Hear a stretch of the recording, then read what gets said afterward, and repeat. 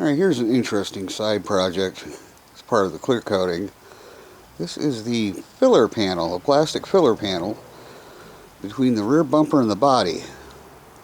Now, I initially thought we'd do the same thing we did with the front bumper, where you take out the 5-mile-an-hour pistons, drill them out, drain the oil out of them, mount the bumper, push it in where you want it, and then just weld a little piston so it holds in place. Then I got to looking at the bumper and realized it really didn't match the body panel that well.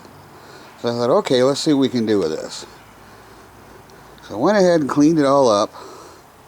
You can see where the outside, where it was in the sun, and the clear part, or this part here, where it goes underneath the bumper, and this goes up the body. That's where it originally looked like. I cleaned them up pretty good. These are the corner pieces. I didn't work so hard on the back because I don't intend on doing anything with them, but what I'm going to do, notice I marked them driver and passenger side, just so I remember where to put them.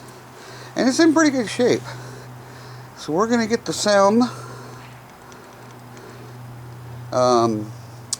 cleaner out to get rid of all the grease and oil, and then the SEM sand free, which softens up the plastic, and then you put a light coat on with some spray paint I got that's a body color, the same color, E9, and as the sand free evaporates, it softens the plastic and it pulls the paint into the plastic.